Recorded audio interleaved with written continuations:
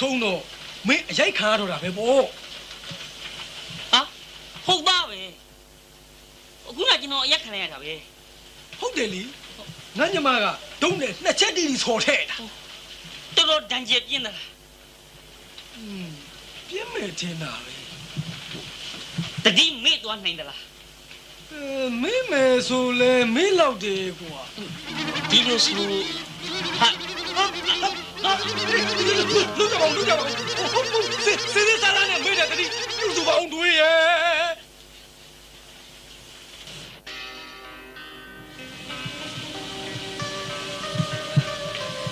အားရှိသွားအောင်ဆမ်းပြုတ်ပူပူလေးတောက်ရအောင်နော်ဟိုးဘယ်နဲ့ကြပြောင်းကြပြန်နေလုံနေရတာလဲကိုမော့ရဲ့ဘာဖြစ်လို့လဲ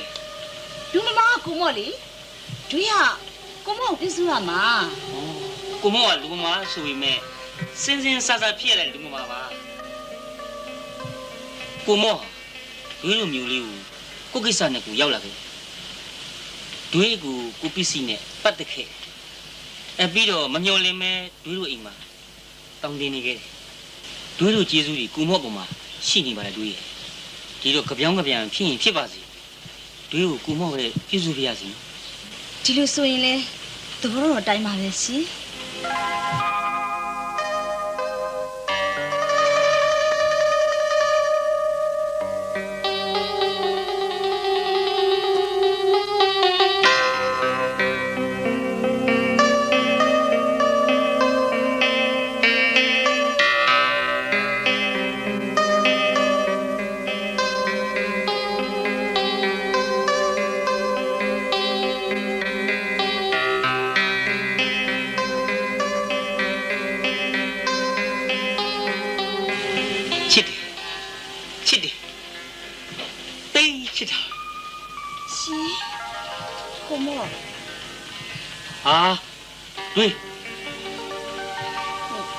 တွေးကိုတကယ်ချစ်တယ်နော်မဟုတ်ပါဘူးဘာမဟုတ်တာလဲဟုတ်တယ်တွေးကိုမော့တကယ်ချစ်တယ်နော်ဟုတ်ကဲ့ချစ်တယ်တွေးရလဲလေကိုမော့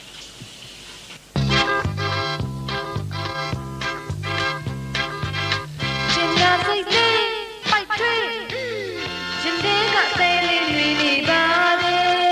တွေလေးမောစတဲ့ချစ်တဲ့သူပါ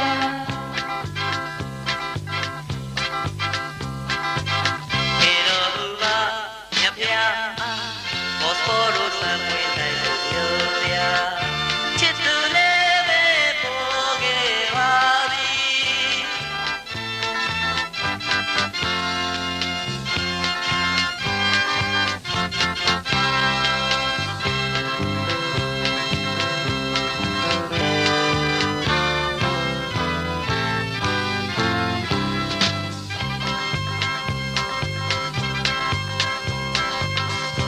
မြစ်တာတွေရဲ့ချစ်တွေမော့စ်တွက်ပါသေးလားမော့စ်မြစ်တာမော့စ်ရဲ့ချစ်တွေအိုးကုန်လုံးပေးပါ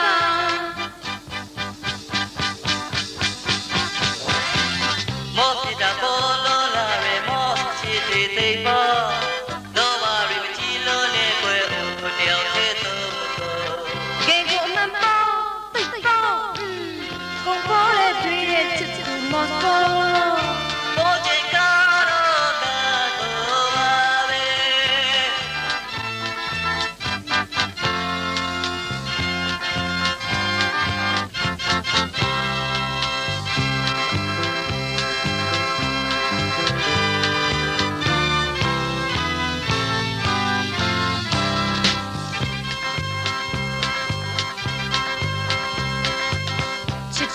ပေါ်တော်ကိုချစ်မိသူပါပေါ်ဟိုယောကကူးစက်မိအိုးကူးစင်ရှိပါ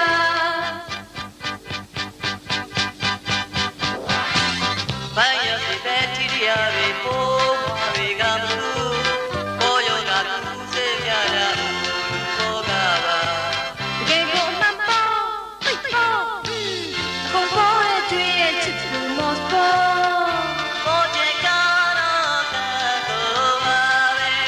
la la la la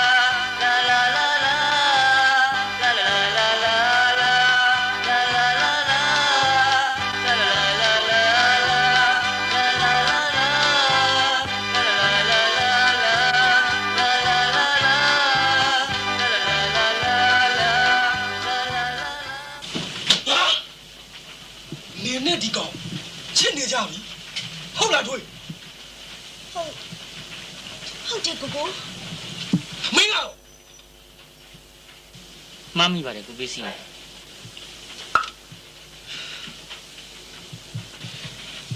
တွေးတို့ချစ်ချင်းကိုခွဲတော့မလားကိုကို ကျွန်တော်တောင်းပန်ပါတယ်ဗျာကျွန်တော်တို့ချစ်ချင်းမခွဲပါနဲ့ မင်းတို့ချင်းကြိုက်ကြတာသဘောမတူဘူးလို့ငါပြောမိလို့လား ခင်ဗျာဒါဖြင့်ခုနက ခေတ်ကာလသားသမီးတွေဖြစ်နေပြီတယောက်နဲ့တယောက်ကြိုက်တာဒီလောက်နောက်ကြရမလားဆိုပြီးဒေါသဖြစ်နေတာဟေး ကျွန်တော်နဲ့ဒွေးတို့အခြေအေးကိုသဘောတူတာတော့ဟုတ်ပါပြီခုကျွန်တော်ပြောထားတဲ့ကျွန်တော်မှအိမ်တော်ကြီးကိစ္စလေးကိုဖြစ်မြောက်အောင်ကြံစီမပေးနိုင်တော့ဘူးလားကိုပစ္စည်းရဲ့ ဟာဒါတော့သိခံပါအယူမလင်အလုပ်ကိုတကဘာလုံးကဝိုင်းပြီးဖိအားပေးတော့ဘယ်နည်းနဲ့မှမလုပ်နိုင်ပါဘူး မြစ်တာရက်ခံမရစေ အဲ့ဒီမြစ်တာတွေပြန်ယူသွားပါ အတနာခံမရစေ အဲ့ဒီအတနာတွေပြန်ယူသွားပါ ဘလို့မှမဖြစ်နိုင်တော့ဘူးပေါ့ ရောက်ဖာလက်လျှော့နေလေတော့ရဲလို့ပဲပြောပြရစီတော့ ခမရလည်းလက်မခံဘူးဆိုပြန်တော့ကျွန်တော်ရောက်ဖာအရှာခရီးတန်တွေကဆက်အောင်တော့မှာ တွေးတို့စီကိုမော့ဘယ်တော့ပြန်လာမှာလဲ လင်ဒါယူအမအတွက်လင်ရှာပေးပြီးတဲ့တနေ့မှာတပည့်ခါတို့မဟုတ်ဘယ်တော့အခါပေါ့ မင်းရဲ့ချင်းကတေချာသားပဲကွာအေးဒါပဲကောင်းပါလေမင်းနဲ့ငါနှမဒွေးတို့ရဲ့ကိစ္စမိဘတွေကိုတိုင်မရအောင်ပါ သူတို့ကဒီမှာမရှိရဘူးလား အေးတခြားမြို့မှာနေကြတယ် ဖေဖေမေမေတို့ကမကြခင်တွေးတို့စီလာကြတော့မှာပါအဲ့ဒီခါကျမှအကြောင်းစုံဖွင့်ပြောပြပြီးတပတ်ခါတော့မဟုတ်ဘယ်တော့ခါမှကိုမော့စီကိုတွေးတို့တွေလိုက်လာခဲ့ကြမယ်လေ အဲ့ဒါကောင်းတယ်မင်းလိမ့်စာအတိအကျပေးခဲ့ ဟုတ်ကဲ့ကျွန်တော်ပေးခဲ့ပါမယ် ဒီတော့တွင်မှာတော့မင်းလဲအယူမလင်အဖြစ်မစင်မစားမိမ့်မိတ်ကန်းကန်းလက်ခံနိုင်မဲ့ရောက်ဖတ်တယောက်အသေးရရအရှင်ရရမသေးမရှင်လေးပဲရရရသမျှအမျက်ပဲလို့စိတ်ကရည်စူးပြီးချီဦးနဲ့ဒုတဲ့ရရောက်ဖအရှာထွက်ပြီးဦးတော့ငါညီမော့ရေ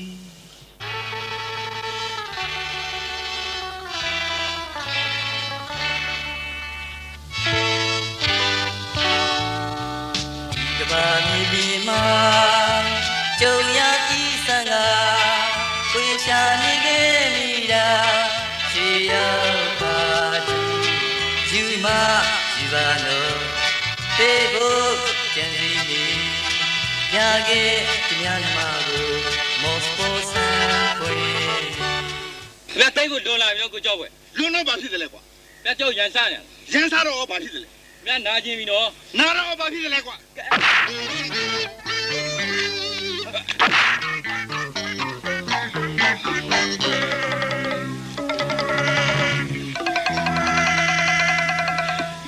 လွန်အားလျောက်ဖြစ်သွားတာပါကိုကြောက်ပဲဟောဒီငွေလေးကိုစေးဘဝကားဖြင့်ယူပြီးကျင်းနှက်ဖို့ကျွန်တော်တောင်းပန်ပါတယ် အခုလိုထိုက်ထိုက်တန်တန်တောင်းမှမှာတော့ဂျီနာမှာပေါ့ဗျာဂျီနာမှာပေါ့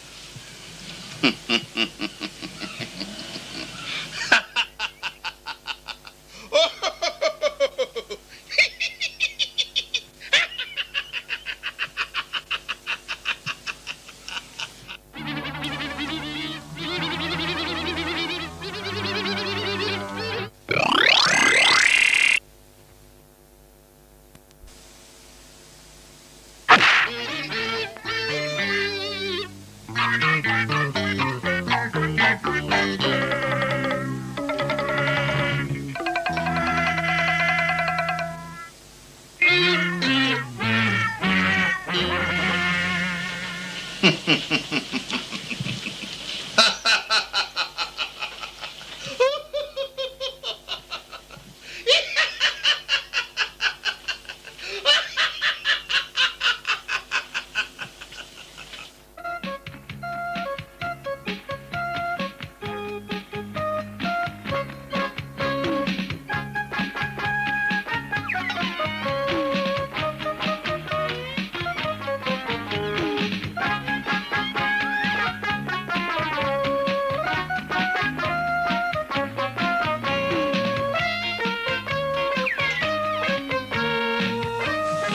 ဒီစာအုပ်ကတော်တော်ကောင်းတာပဲဒီစာအုပ်ဖတ်ပြီးဘယ်မိမမာယာကိုမှကြောက်เสียရမလို့ ရှင်တကယ်ပြောတာ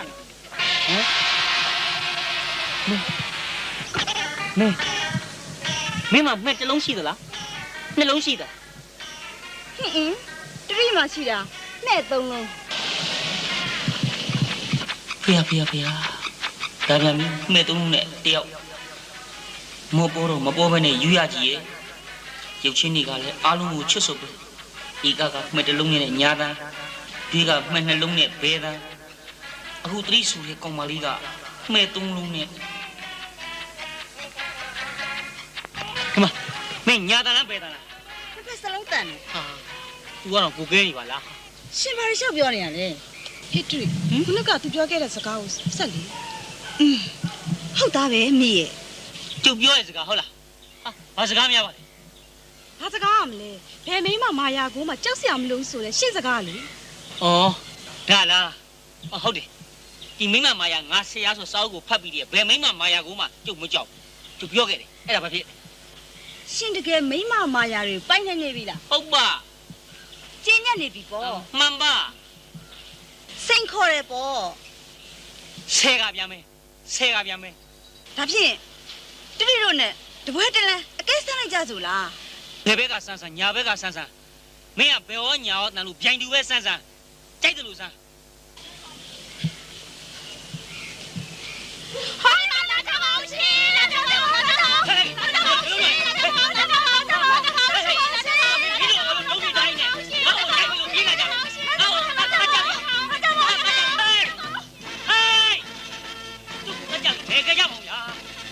မိမမာယာတွေ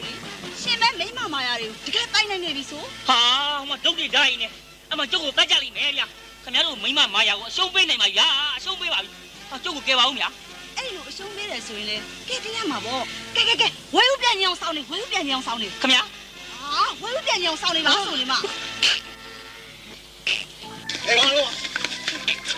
ဘာဖြစ်လဲဗျာ ဟုတ်ဟောရအကိုကြီးဝဲဥပြန်နေလို့ပါရှင်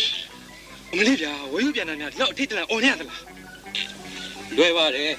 တက်ကိုတော့ခတ်ပေးလိုက်ဦးမယ်ဘလူးမတော့ပါကြလားဟာဘာလို့ဖြစ်တယ်ဝိုင်းတူရင်ဝေယူပြန်ပြောက်တယ်ဝိုင်းတူပေးကြစို့ဟေး ဟာကြောက်ပါဟာဝေးတော့ကြပါဦးကျေးဇူးရှင်တို့ဟဲ့ကျွန်တော်ဝေယူပြန်ရောကပျောက်ပါပြီဗျာပျောက်ပါပြီခင်ဗျာ ဟဲ့ဟောလေပျောက်ပြီတဲ့တကယ်ပျောက်ပြီနော်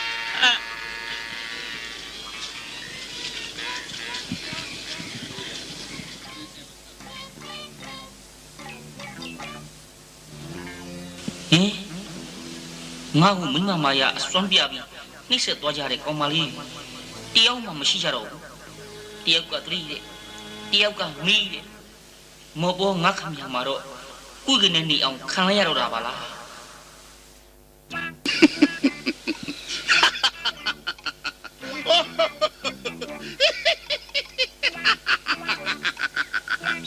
မင်းတို့လိုကောင်မျိုးတွေကိုကြောက်ဖွယ်လိုက်ရှာနေတာကြာပေါ့ရိုက်လေကွာရိုက်ရစမ်းပါတတိရှိတဲ့ကောင်ငါ့ကိုစားဆော်သား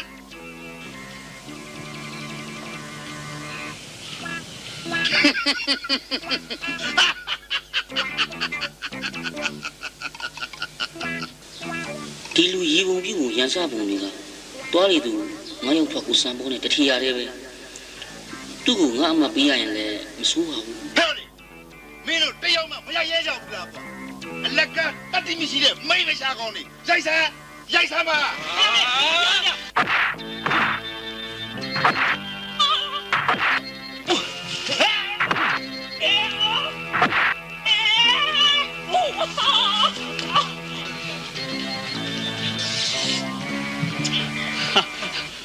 ကိုကြီးပါဦးလေ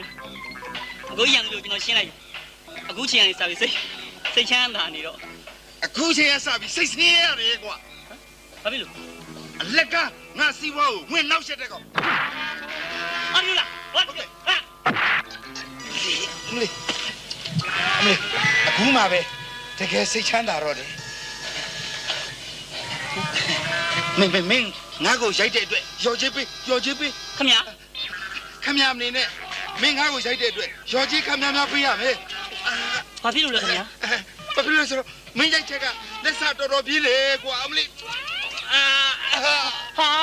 ဒုက္ခပါပဲဗျာဒုက္ခပါပဲအခုမှနေတိုင်းနဲ့အမှုပတ်ပြီနေတိုင်းနဲ့အမှုပတ်ပြီ ထင်းလို့လာကြည့်တာထုံးစံတိုင်းကိုကြီးကြောက်ဖွယ်ပါပဲလား အဲ့လိုငါ့ကိုဒုက္ခပေးသွားတဲ့ခါမလေးပါလားအခုလည်းဒုက္ခတစ်ခုထပ်တွေ့နေလို့သူရောက်လာပြန်ပြီ ဒီတစ်ခါတော့မိကရှင့်ကိုကူညီမှာပါရှင် ကူညီမဆိုလဲမြန်မြန်ကူညီသမ်းပါဗျာသူ့ကိုသိသလား တိတ်တီတာပေါ့သူ့နာမည်ကကိုကြောက်ဖွယ်သူနေတဲ့အိမ်ကိုပါတီးတယ်ကဲရှင်သူ့ကိုတဲခဲ့ပြီးတော့သူ့အိမ်သွားကြတယ် ဟုတ်ကဲ့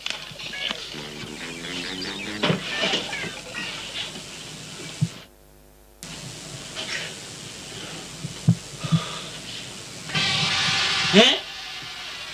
သူကျမနဲ့တူရှင့်ကိုဒုက္ခပေးသွားတဲ့တူရီမျိုးဒါသူတို့အိမ်ပေါ့ရှင်ရိုက်လိုက်လို့တတိမိနေတဲ့ကိုကြီးကြောက်ဖွယ်ကကျမတငယ်ချင်းတူရီရဲ့အကူပဲ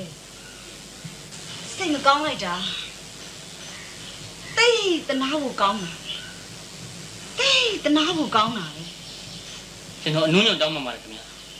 ဗျာကူနဲ့ကျွန်တော်အခုလိုဖြစ်ရတဲ့ကိစ္စ ဘာလို့ရှောက်ပြောနေတာတူရီစိတ်မကောင်းဖြစ်ရတာရှင့်အတွက်တနာနေတာရှင့်ကို ဗျာဘယ်လိုတွေ့ပြောတာရှင်းပါလေ မရှင်းလုံးဝမရှင်းဘယ်နဲ့အရိုက်ခံတဲ့အကုတွေစိတ်မကောင်းမဖြစ်မတနာပဲနဲ့ရိုက်တဲ့ကျုပ်တွေစိတ်မကောင်းဖြစ်တနာရတယ် တွေ့ကိုကြောက်ဖွယ်ရိုက်ခံရတယ်ဆိုတာလုံနေကြသူစီးပွားရေးပါ ဗျာ ဟုတ်တယ်ကိုကြီးကြောက်ဖွယ်ကလူတကာကိုလိုက်ရန်စရိုက်ခံပြီးတော့ရော်ကြီးတောင်း အဲ့ဒါသူလုံနေကြပဲသူစင်ွက်တဲ့ရောက်ခံရတဲ့ရှင့်ကိုသာတွေ့ကစိတ်မကောင်းဖြစ်ပြီးတနာနေတာ မြတ်စွာဘုရားကဲတော်မူပါခင်ဗျားတို့မောင်နှမနဲ့ကတော့ရာဇဝင်မှာစာတင်လောက်เสียပါပဲကိုအရိုက်ခံရော်ကြီးတောင်းစီးပွားရေးရှာတဲ့ညံကြီးရှင်စီးပွားရေးသမားပါတကူကြီးကိုကျုပ်တက်တက်နဲ့တကူဒီတစ်ခါပဲတွေ့ဘူးပါတယ်ဗျာ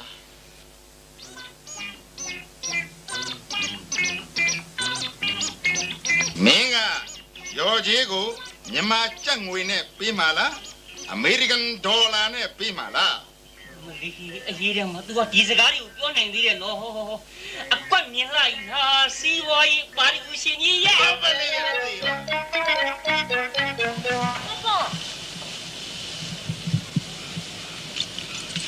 ပေါ့ပေါ့ ဘယ်လိုခေါ်လိုက်တယ် မင်းနောက်ဆုံးစလုံးလေးကိုအဖျားဆူပြီးချစ်စနိုးနဲ့ပေါ့ပေါ့လို့ခေါ်လိုက်တာလေ နာမည်ရှည်ဆုံးစလုံးလေးကိုအရင်ဆိုပြီးတော့နာမည်ရချမ်းစနိုးလေးနဲ့မော်မော်လို့ခေါ်လို့မရဘူးလားဟဲ့ ပေါ့ပေါ့လို့ပဲခေါ်ချင်တာ တောင်းမှန်လို့မရလေကြိုက်တယ်လို့သာခေါ်ပြီးတော့ တွေ့ရပေါ့ပေါ့ပြောစရာရှိလို့ပြောမယ်နော်ကဲပါပေါ့ပေါ့ကလည်းမပြောနဲ့လို့တမ်းမှမဟုတ်တာစပြောပြီး သူဟာသူကြီးပါ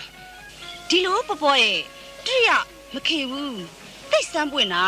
ဆရာဝန်တွေအင်ဂျင်နီယာတွေရုပ်ချောချောဖြောင်းဖြောင်းကုန်တယ်ကြီးတွေတက္ကသိုလ်ကျောင်းသားတွေ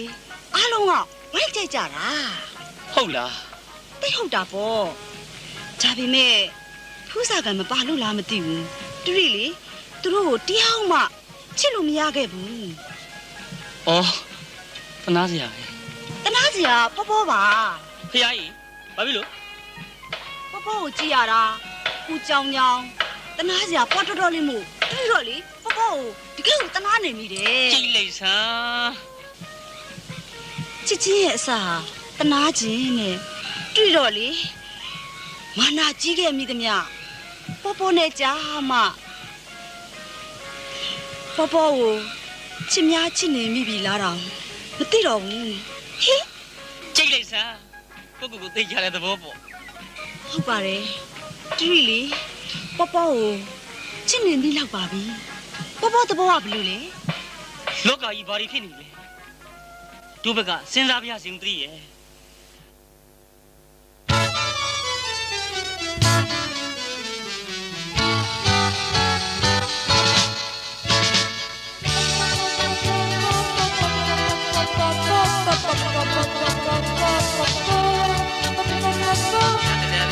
ဗျာ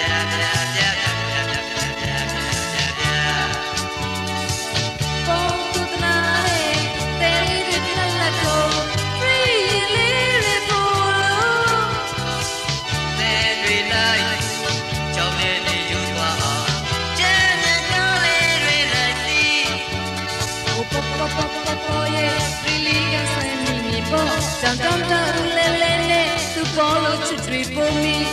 မာမြေဒီမမတုံးချလို့သိလို့ရည်အေဟာရေမပေါ်ပေါ်ပေါ်မပေါ်လို့ပေါ်မယ်လို့ပေါ်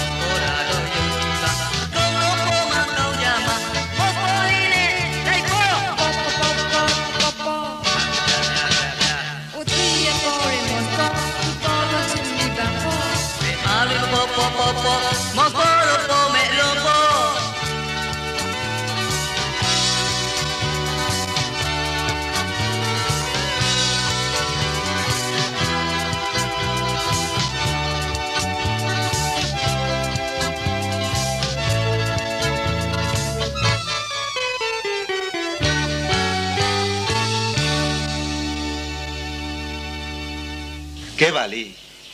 ငါနှမတတိကိုယ်တိုင်ကမင်းနဲ့ချစ်နေပြီလို့ဖွင့်ပြောလာမှာတော့ငါကသဘောတူပါတော့မှာပေါ့ သဘောမတူဘူးဆိုရင်လေအကိုကြောက်ဖွယ်နဲ့တွေ့နဲ့အကြီးအကျယ်မဟာပြဿနာပဲ ကဲပါသဘောတူပါတယ်လို့ပြောပြီးပါပြီတော်ပါတော့ ကျွန်တော်ဘက်ကလည်းကိုကြောက်ဖွယ်နှမ3ကိုတစ်ဖက်တည်းမယူပါဘူးဗျာနှစ်ဦးနှစ်ဘက်ညှက်တအောင်ကျွန်တော်မှခမရပြန်ပေးမှာပါ ညတ်တာတယ် အဲသူ့နှမကိုယူကိုနှမသူယူဆိုတော့ဟိုတစ်ဖက်တကူစီတေးပေါ့ဗျာ အမလီကျေးဇူးကြီးလာပါတယ်မောင်မောပေါ်ရဲ့တော်ပါတော့မင်းအမလင်နာယူမကိုငါမြူပြစီနဲ့တကိုးကုန်းမရှိနဲ့ပဲအရှုံးခံပြရစီ ကျွန်တော်အမတလောက်တော့အယောင်တိုင်းကုန်ပစ္စည်းဖြစ်နေလားဗျာ တစ်ခုခုနဲ့တွဲပြီးလိုက်ဒီနေ့စီနဲ့တွဲပေးမယ်လေ အေးရေနန်းစီကိုတော့စိတ်ဝင်စားတယ်ဒါပေမဲ့မင်းရဲ့အမလင်နာယူမကိုတော့ငါမြူပြစီနဲ့ အိုးကောင်းတာတစ်ခုရရင်မကောင်းတာတစ်ခုကတွဲပါမှာပဲတန်ကြီးတက်နေတဲ့ဗရိယာတွဲမလို့တာပဲကံကောင်း အိုးနေပါတိလို့လေတော်ကြစိတ်ယူပေါက်ပြီးအဲ့ဒီရေနန်းစီနဲ့ငါ့ကိုလောင်းပြီးမိရှို့တိုက်ရင်အခက်ကဲပါမောင်မောပေါ်ရဲ့မင်းနဲ့ငါနှမကိစ္စဘယ်လိုစီစဉ်မယ်ဆိုတာကိုဒါပြော အိုးလွဲပါတဲ့အကိုကြောက်ဖွယ်တတိတို့လေသူ့ရင်လိုက်သွားကြရုံပဲနော် မတည်လေတော်တော်အင်ဒရီရှင်ပြီးသားတဲ့ငါနှမမြင်းငါမလို့ခုံးကကြီးပဲတွတ်ခါနေတယ်ငါသဘောတစ်ခုတည်းကြီးပဲမပြီးသေးဘူးဟာမိဘတွေကိုအမြန်မှာပြီးအကျိုးအကြောင်းပြောပြရအောင်မယ် အဲ့ဒီမိဘတွေကသဘောမတူဘူးဆိုရင်လေသဘောမတူတဲ့အဲ့ဒီမိဘတွေနဲ့တတိနဲ့အကြီးအကျယ်မဟာပြဿနာပဲ အမလေးသူကပြဿနာလုပ်ဖို့ကြီးပဲစဉ်းစားနေပါလားနင့်ကိုတော့လေဘော့စနီးယားကိုရှူးဂျုံနဲ့ပို့လိုက်တယ် အသေးသက်တော့မှာလား ကိုကြောက်ဖို့ပြောတာကျွန်တော်သဘောကျပါတယ်မိဘတွေနဲ့တိုင်ပင်တဲ့တာတိုင်ပင်ပါကျွန်တော်လည်းလင်ဒါယူမအတွက်ရောက်ပါအရှာအိမ်ကထွက်လာတာကြားတယ်ရောက်ပါရှာအရေးတော်ပုံမအောင်မြင်တဲ့အတူတူကျွန်တော်အိမ်ကိုအမြန်ပြန်မှဖြစ်လင်ဒါယူအမအတွက်စိတ်မချဘူး အေးကောင်းပါလေကွာကောင်းပါလေ တီတခါလိုက်ခဲ့မယ်နော်ပေါ့နော် နည်းနည်းတော့ထိန် ဒီခုံတော့အလှုပ်လွန်လို့ကျိုးတော့မှာပဲ သူလိစာအတိအကျပြီးခဲ့ပါမယ်တတိရေ မမစီမေ တတိတို့မိဘနဲ့တိုင်ပင်ပြီးမှတတိတို့မောင်နှမနဲ့ရောက်တို့စီလိုက်လာကြပေါ့ တီတို့ဘယ်တော့လောက်ပေါ်စီကိုလိုက်လာခဲ့ရမှာလဲယင်ဒီနေ့လားအခုလားချက်ချင်းပဲလား ဖနွဲကသူ့မဟုတ်ဘယ်တော့အခါပေါ့ အေးအဲ့ဒါလို့သိကြတာကြိုက်တယ် သိကြရဲ့လားဗျာ သေးကြပါတယ်မော့ပေါ်ရဲ့ မင်းအမမီမီပိုးကလေမင်းအိမ်ကထွက်သွားတဲ့နေ့မှာပဲတို့ရက်ကွက်ထဲကပေါ်တော်တော်ပေါက်တောက်ကောင်လေးနဲ့လိုက်ပြေးသွားတာပါ ရွှေနီးမျိုးဆက်မှုအသေးချာအခဲ့သားနဲ့ဗျာအေးလေဒါဆိုလဲရောက်ဖရှာဖွေတာဝန်ကြီးပြီးဆုံးသွားပြီပေါ့အထက်နဲ့အခုယူသွားတဲ့သူကဟိုတော်သားပဲလားအေးမစိုးပါဘူးအရက်တောက်တတ်ယုံလောင်းကစားတတ်ယုံလူတကာနဲ့မသိမြတ်ယုံတော့ပဲရှိပါတယ်ကျွန်တော်မှယူတဲ့ယောက်ျားဟာဒီလိုလူမျိုးကြီးပဲဖြစ်ရမယ်ဆိုတာကျွန်တော်တွက်မှုလို့ကောင်းမင်းရောအမအတွက်ရောက်ဖရှာခရီးထွက်ခဲ့တာတော်တော်ပင်ပန်းသွားသလားတိတ်တော့မပင်ပန်းတော့ဘူးဗျာအဲ့လက်ထပ်ယူပါမယ်လို့မိမတွေကိုဂတိပေးခဲ့ရတယ်ဟင်မိမကြီးဟုတ်လားဟုတ်တယ်3ယောက်တောင်3ယောက်ဘူးကြီးဆိုတော့မင်းကဘယ်လိုလုပ်စရင်ရှင်းပါလဲဖြစ်လာမှတော့မတတ်နိုင်ဘူးလေသူတို့လိုက်လာကြမှာပဲကြည်စင်းရှင်းတော့မှာပေါ့သူတို့ကဘယ်တော့လောက်လိုက်လာကြမှာလဲဧကနှစ်ဖန်သို့မဟုတ်ဘယ်တော့အခါတွေးရတပတ်ခါသို့မဟုတ်ဘယ်တော့အခါတရိယာဖနွဲကသို့မဟုတ်ဘယ်တော့အခါဖန်သို့မဟုတ်ဘယ်တော့အခါ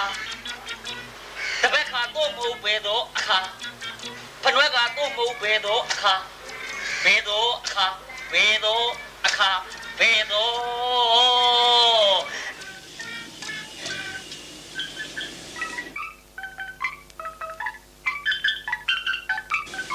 မဟုတ်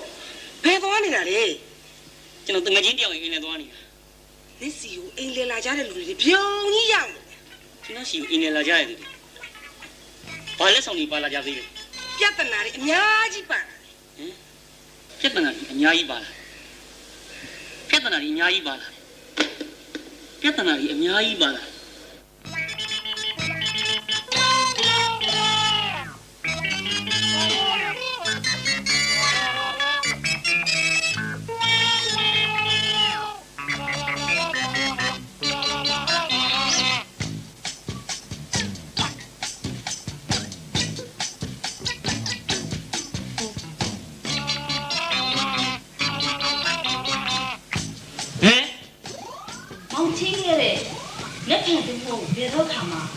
မောင်ရောက်မလာလို့ဒီကားလို့မောင်တို့မောင်စီလိုက်လာခဲ့ပါလေမောင်ဒီနေ့ဟာတွင်းနဲ့ကိုတို့ကိုမောင်စီရောက်လာခဲ့ရမယ်တပတ်ခါတော့မဟုတ်ဘယ်တော့ခါလေဒီနဲ့ကိုကြောက်ွယ်ရောဒီညမှရပါလေစားပေါ်ပေါ်တီးတော့ကလည်းပေါ်ပေါ်ချင်းထားတဲ့အတိုင်းခင်းထဲကတော့မဟုတ်ဘယ်တော့ခါပြီရောက်ခဲ့ပြီလေမြတ်စွာဘုရားခုမှဖယားတာမနေမယားဘလဝလူကိုတော့ဘူးကြံတဲ့ကောင်မင်းကငါတဲ့ကိုလီကူမှညံများတယ်မမျော်လင့်မဲဖြစ်ခဲ့ရတယ်ပါအားလုံးတောင်းမှပါတယ်မင်းတောင်းမှနာကိုတို့ကကျင့်နိုင်နေတယ်ဒွေးရဲ့ပုဂ္ဂိုလ်ပစ္စည်းကဒေါသကြီးမင်းကိုအသေးတတ်ဖို့လိုက်ရှာဩဒီလိုလားခမည်းတော်ကျုပ်ပဲပိုင်တယ်သူ့ကိုရင်ဆိုင်မယ်ဘယ်မလဲပစ္စည်း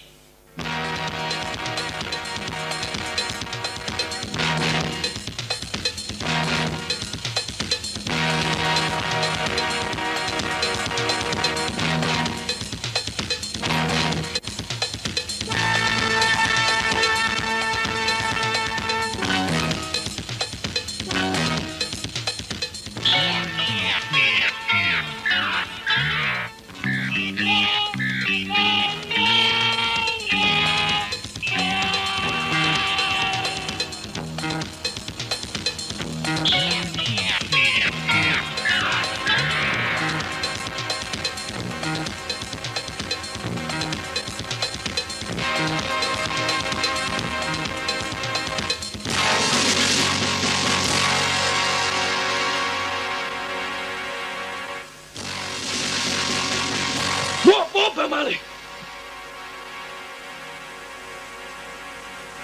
ဘောဘောဒီမှာကွာဒါကိစ္စမင်းတို့ကျုပ်မင်းပေါ်တော်လုပ်ခဲ့တဲ့ ကိုပစ်စီပဲ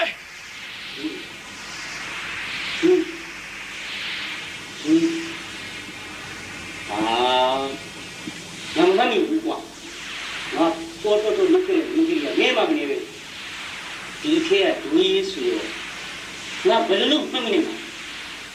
ငါလည်းဆိုင်မှုလို့ဆိုင်နေကြဆိုင်နေခမရပေါ်တော်တော်လို့ကျုံနမယူတူတူဖြစ်နေပြီယူတူတူဖြစ်နေပြီခမရကျုံပြန်ပေါ်ပြန်မယ်ပြန်ပေါ်ပြန်မယ်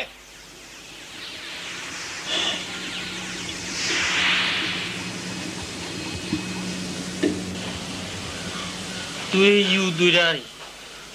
ရှောက်ပြောနေစမ်းမနဲ့ပစ္စည်းရာဒီတစ်ခါငါမင်းကိုခွင့်လွှတ်လိုက်သနာမင်းအသက်ကိုနှမျောတယ်ဆိုရင်ငါမပေါ်ခင်မင်းပြန်တော့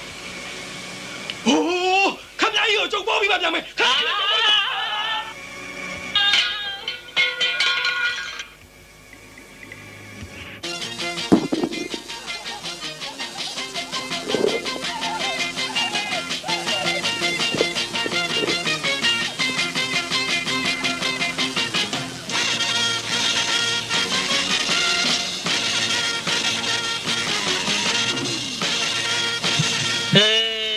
ကြပါတော့ကွာမြင်ရတာစိတ်မချမ်းသာဘူးမင်းကမလောက်လေးမလောက်စားနဲ့ကြားဖင်နှက်ချင်တဲ့ကောင်ပဲမင်းပြန်ပြီးပေါ်မဲ့မော့ပေါ်ဆိုတဲ့အကောင်ကြီးอ่ะဘာလို့လက်ထဲမှာပုတ်ချီပြီးတက်လို့တည်သွားတဲ့စင်ကြီးမဟုတ်ဘူး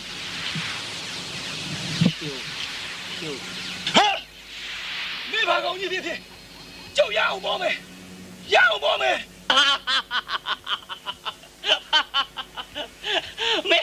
没啊，我过来你的，我叫回来了，没的都骗你的。哟，哎呀，真的，这真的，哎，没我变一波了，没我变一波来路是，没波是在讲啊。မင်းတို့တိတ်အန်ဒီရဲ့ကြီးတဲ့ကောင်းဆိုတာမင်းနားလေလားလိမ့်မယ်အဲ့ဒါသိတဲ့အဲ့မှာကြောက်ကြရ6တိုင်းကြောက်နေလူသားနဲ့ဖတ်နေလား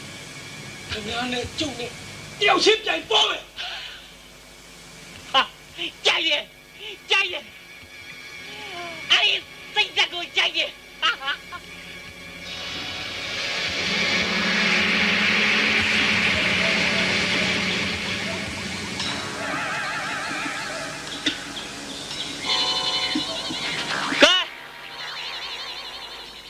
အစင်းလေးဖြစ်ပြီလား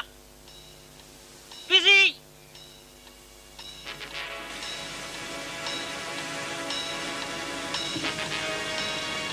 ဟဲ့ကြောက်ကွယ်မင်းတင်းနေသုံးဘေးကနေရီးပေးပြပြရီနော်သူ့ချိန်ရတာပေါ့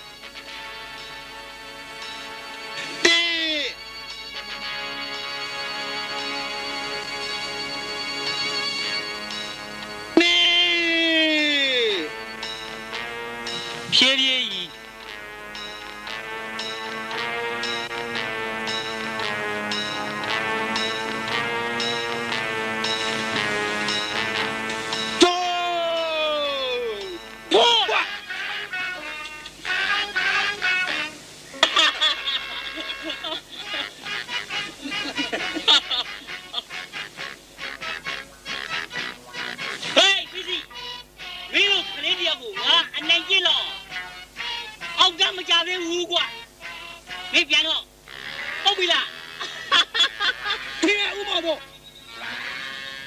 ခမည်းကိုကျုပ်ပေါ်တကောင်မပေါ်ရသေးဘူးခမည်းသာတတ်တီကောင်းမယ်ဂရိတီမယ်ဆိုရင်ကျုပ်ပေါ်တကောင်မပေါ်ရသေးဘူးဆိုတာကိုညင်းလို့မရပါဘူးရနောက်တစ်ချိန်ကျုပ်ပေါ်တကောင်လာပေါ်တဲ့အခါခမည်းလက်ခံရမယ်ကောင်းပါပြီအချိန်မျိုးလာဆက်ပေါ်တယ်ဆိုတာဟဲ့လူပြူလိုက်路别来，俺路越来。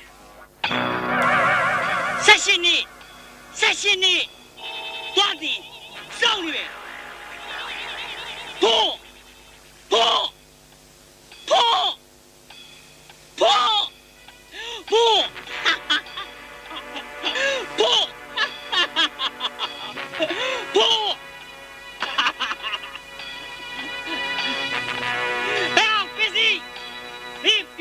我是有哪边有了喏？我少了呗。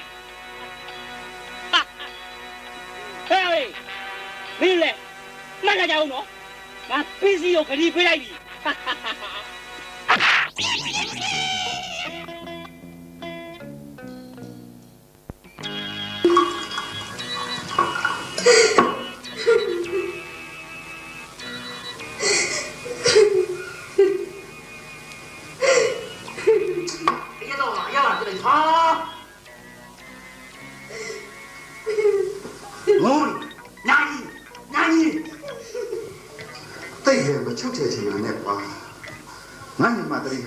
အခုဆိုရင်မင်းရဲ့အိမ်တထားဖြစ်နေပါပြီဒုက္ခမြာဧကနဲ့တွေအမနှစ်ယောက်အတွက်စိတ်မကောင်းဖြစ်လို့ငိုနေကြတာပါအေးသူကလည်းဧကရဲ့တွေရဲ့တတိတော့ဆိုလို့အမွာညီမအရင်နေမှာမတိမကြက်ခဲ့မိတာဘူးအေးလေသူတို့မိဘတွေကနယ်လှည့်ကုန်တယ်ဆိုတော့အမွာညီမ၃ယောက်ကိုဒုလိုညီကိုဝမ်းဝဲ၃ယောက်စီမှာတယောက်စီအထားခဲ့ရင်အခုလိုမင်းနဲ့ကြုံရရပါလေကျုပ်ကလည်းကျုပ်ချစ်ဖူးတဲ့ညီမတော့နေတာကျုပ်အချစ်ဆုံးသူ့ဘဝကြည့်ပြီးရွေးဒါကို तू ကဘာဖြစ်လို့တအီငိုးနေရ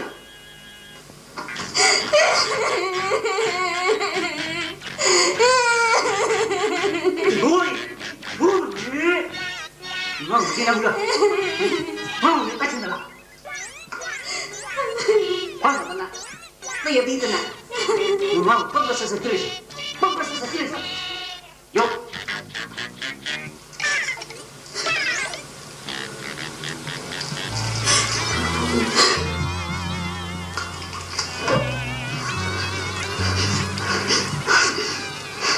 谁的呀？俺弄一件，俺那厂的包，我敲，可能这样敲弄，可能这样敲弄，可能这样敲弄，哎。mà nấu lẩu cho xe chi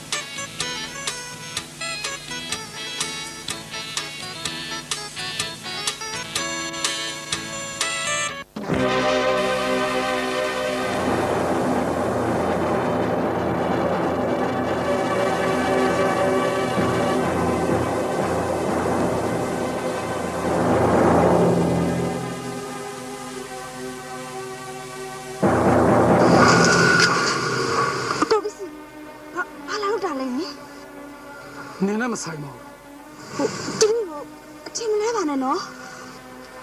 နင်လိုက်ပြတတ်ရင်ပြီးရောဘော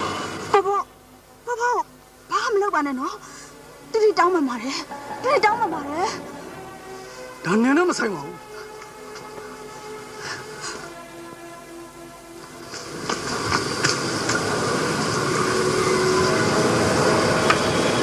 ဟေးမင်းဘယ်လိုလဲငါ့ကိုဗီဒီယိုတွေကမင်းတော့လို့မမမိကြုံဆောင်းနေပြန်ပါမမမိလို့မမမိပြောတာပါမမမိလည်းပြောမှာပေါ့တေချာကြည်စားမအောင်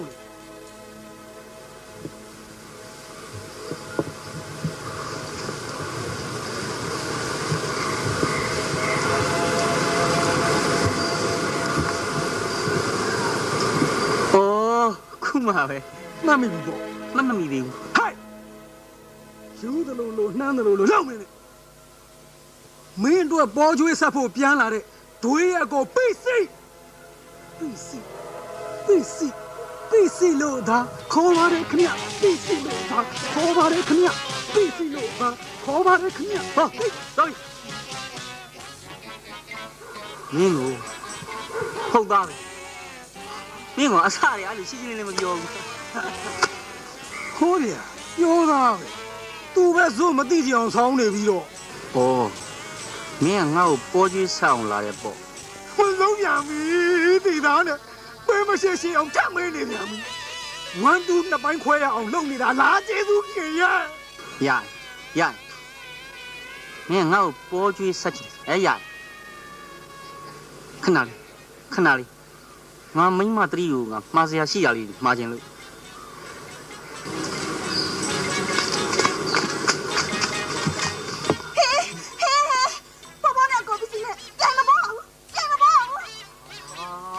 ပေါ်ကျွေးဆက်ချင်ရှိရဲ့ကိုပစ္စည်းရမှာနော်ဒီလိုကောင်းမှာမဟုတ်ရမှာလားအဲ့လိုမလုပ်နဲ့လေဒုက္ခပဲငါမင်းကိုဒီတစ်ခါလဲပေါ်ကျွေးမဆက်သေးပါဘူးကွာမင်းသာတစ္ဆာရှိမယ်ဂရိတီမယ်ဆိုရင်မင်းအပေါ်မှာငါပေါ်ကျွေးတောင်ဆက်เสียရှိတယ်ဆိုတာမမေ့နဲ့သွားမယ်နောက်ညမ်းမှာဟေးပစ္စည်းတဲလေဟဲ့ပစ္စည်းမင်းပေါ်ကျွေးကိုအခုဆက်သွားကြားလုံးတော့တက်သွားရင်ငါမဆက်နိုင်ဘူးနော်ဟဲ့ပစ္စည်းမင်းငါ့ကိုလေးတော့မချောက်ပါနဲ့ကွာငါတင်မလောက်ကြောက်တယ်ကွာဟဲ့ပစ္စည်းနောက်တစ်ခါမင်းဆက်ပြီးအောင်ဆက်တော့ရော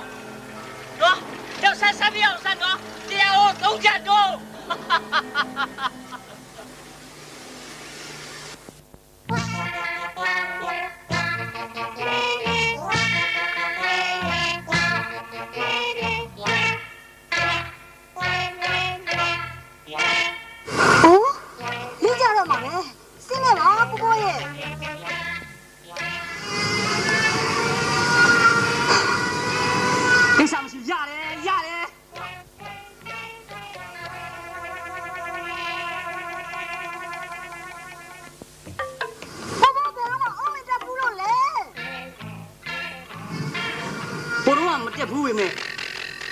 တရီလေးအားရှိအောင်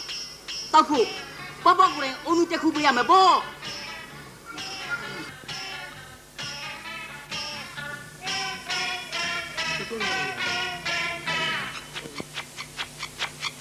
ကဲ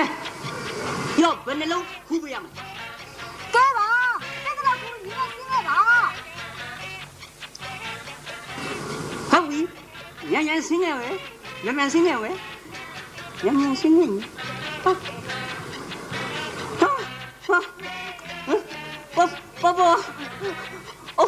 အိုးနာတက်တာအခုပြန်မရှိကြတော့ဘူးအိုးမမရှိနိုင်တော့ဘူးလို့လောက်ကြပါဗျာကျွန်တော်အိုးမမရှိနိုင်တော့ဘူးအိုးကျွန်တော်မရှိနိုင်တော့လောက်ကြပါဗျာခက်တော့တာပဲလွယ်လေးလေကားယူပြီးဟင်ဟုတ်ပြီအိုးမမရှိနိုင်ရင်လေကားယူပြီးဆင်းရမယ်ဟောဟုတ်ပြီသားပဲတီလေးပြောပြီလို့ပဲလေကားယူပြီးတော့ဆင်းရမယ်ဟုတ်ပြီဟ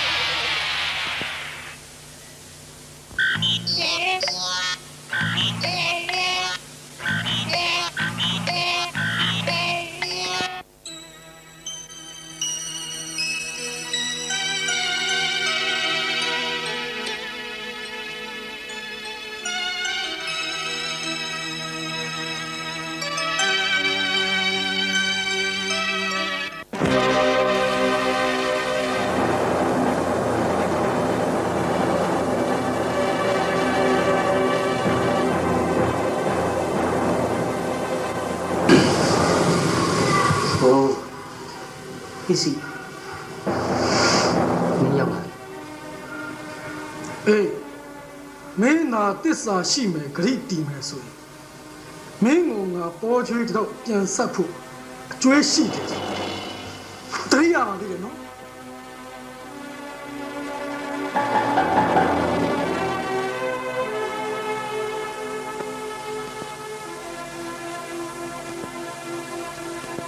မင်းပေါ်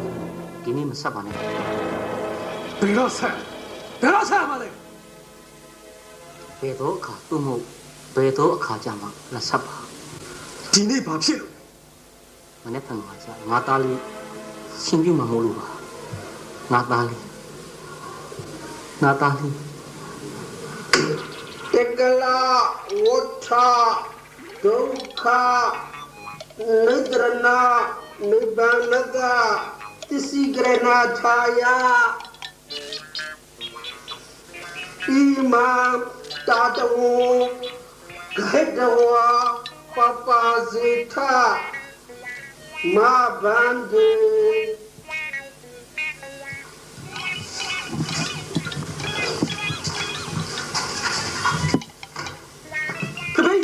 ဒီနေ့တော့တာမနနော်ဘေဘေ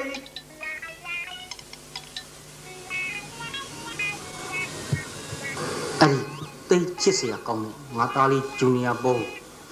မနေ့ကရှင်ပြုပြရစီကွာအဲ့ဒါမင်းသားလေးမင်းနဲ့ဘသူကပုံကြီးအသက်တာတာကပိုတီးတယ်ကိုရုပ်ပိုတယ်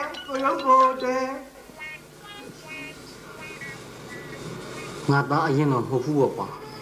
ငါသားလေးမိရင်းနဲ့မှာပဲဆုံးပါသွားသူ့ကိုပဲကိတ်ချိမှာသားဖြစ်နေမွေးစားထားရတယ်ပေါ့ကွာအိုးကိတ်ချိမှာသားဖြစ်ပေါင်မုံထိမှာသားဖြစ်မင်းတို့ရှင်ပြုငါမစောင့်နိုင်ဒီနေ့ပဲပေါ်ကျစားအခုပြီးစီဘာမလုပ်အောင်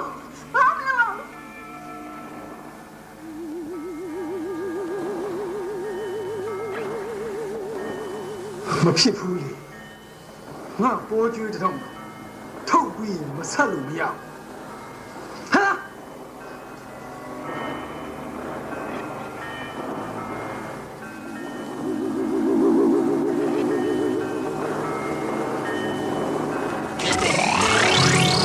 ဟာပေါ်ကျွေးမဆက်ရ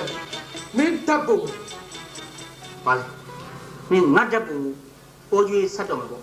မဟုတ်ဘူးငါအိမ်မှာကြွက်တွေတောင်းရနေတယ်ကြွက်ချောက်ဖို့သူသွားမယ်